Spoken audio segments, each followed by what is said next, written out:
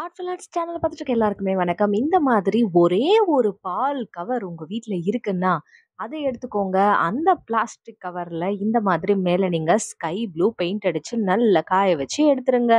So இந்த acrylic paint அடிச்சதுக்கு அப்புறமா இது பாருங்க, இந்த மாதிரி கையில ஒட்டவே இல்ல. ஒரு 15 to 20 மினிட்ஸ் காய வச்சீங்கனாலே போதும். இல்ல 1/2 அன் ஹவர் காய வைங்க. இப்போ பேக் சைடு திருப்பிட்டு இந்த மாதிரி ஃபெவி பாண்ட் அப்ளை பண்ணிடுங்க. ஃபெவி பாண்ட் அப்ளை பண்ணதுக்கு அப்புறமா, இதுல நம்ம என்ன பண்றோம்னா, நான் எப்படி இத மடிக்கிறேனோ, அதே மாதிரியே நீங்களும் மடிச்சிடுங்க. ஸோ இந்த மாதிரி 2 பக்கமும் மடிச்சுட்டு, அதுக்கப்புறமா இத அப்படியே 3 சைட்ஸா ஈக்குவலா பிரிச்சு, அப்படியே இப்படி மூடி ஸ்டிக் பண்ணிடுறோம். ஸோ இந்த மாதிரி நீங்க 3 ஈக்குவல் ஹால்ஃப்ஸா பிரிச்சு இது ஸ்டிக் பண்ணணும். அது நீங்க ஒட்டும்போதே உங்களுக்கு வந்துரும். ஸோ கம்ப்ளீட்டா இது எல்லா பக்கமும் சீல் ஆகி லாக் ஆயிடுச்சு.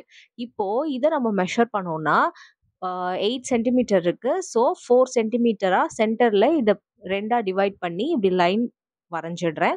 நெக்ஸ்ட் பார்த்தீங்கன்னா, ஒரு ஊசிய எடுத்து முன் பக்கத்துல இருந்து முன்புறத்துல இருந்து அப்படியே பேக் சைட்ல இருந்து இப்படி எடுக்கிற மாதிரி நம்ம அழகா வந்து இந்த ஊசி நூலை உள்ள விட்டு விட்டு இப்படி வெளியே இழுத்துட்டே வரணும். அப்படி இழுத்துட்டே வந்தோம்னா கொஞ்சம் கொஞ்சமா அப்படியே அந்த நூலையும் டைட் பண்ணிடுங்க. அந்த மாதிரி நீங்க பண்றப்போ இது வந்து சூப்பரான ஒரு ஆப்ஜெக்ட்டா மாறப்போகுது. அது என்ன ஆப்ஜெக்ட் அப்படின்றது பாருங்க. இப்போ நான் சொன்ன மாதிரி அந்த ஊசி நூலை நல்லா இழுங்க.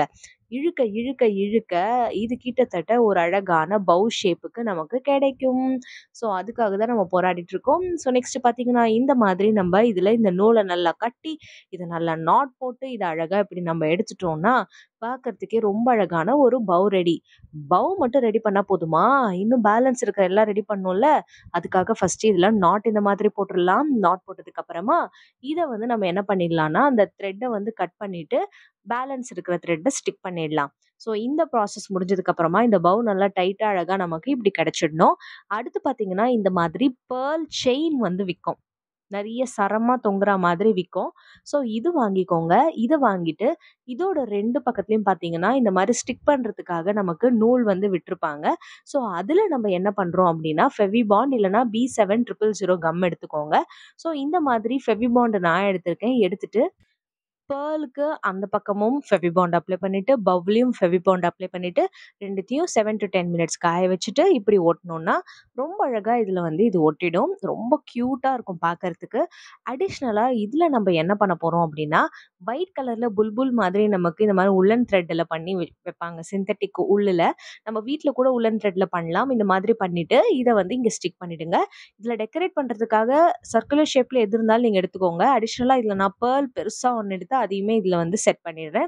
ஸோ பார்க்கறதுக்கு ரொம்ப கியூட்டா இருக்கும்.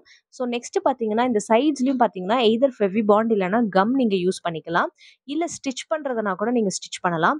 பட் ஸ்டிச்சிங்கை விட ஸ்டிக்கிங் அப்படின்றது கொஞ்சம் நமக்கு ஈஸியா முடிஞ்சிடும். அதனால இதுல மாதிரி நானு ஃபெவி பாண்ட் அப்ளை பண்ணிட்டு பேர்லை வந்து இதுல இந்த மாதிரி ஒட்டிடுறேன்.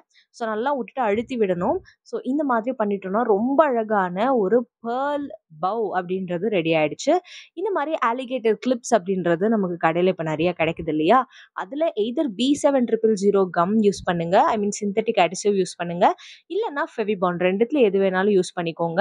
2த்துல எது வேணாலும் யூஸ் பண்ணி 2 பக்கமும் இந்த மாதிரி அப்ளை பண்ணிட்டு இதை நல்லா வந்து நம்ம இதுல ஸ்டிக் பண்ணிட்டு இதுல ஒரு வெயிட்டான ஆப்ஜெக்டை வச்சு ஒரு 30 மினிட்ஸ் கழிச்சு நீங்க எடுத்து பார்த்தீங்கன்னா இது சூப்பரா இதுல ஸ்டிக் ஆயிருக்கும்.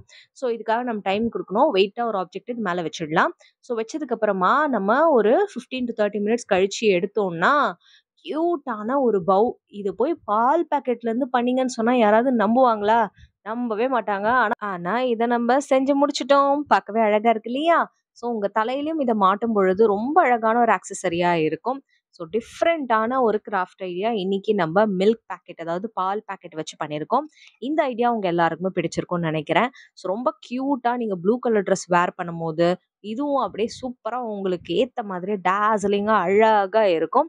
இன்னும் இந்த மாதிரி என்னென்ன கிராஃப்ட் வேணும்னு நீங்க நினைக்கிறீங்க? அத கமெண்ட் பாக்ஸ்ல எனக்கு சொல்லுங்க. சோ தட் நம்ம அப்கமிங் வீடியோஸ்லயும் பண்ணலாம். அதே மாதிரி இத தலையில போட்டுட்டு எப்படி இருந்ததுன்னு நீங்க எனக்கு சொல்லணும். ஓகேவா? சோ இந்த வீடியோ உங்களுக்கு பிடிச்சிருந்ததுன்னா, இந்த ஐடியா பிடிச்சிருந்ததுன்னா லைக் பண்ணிட்டு உங்க ஃப்ரெண்ட்ஸுக்கும் இத ஷேர் பண்ணுங்க ப்ளீஸ். ஓகே?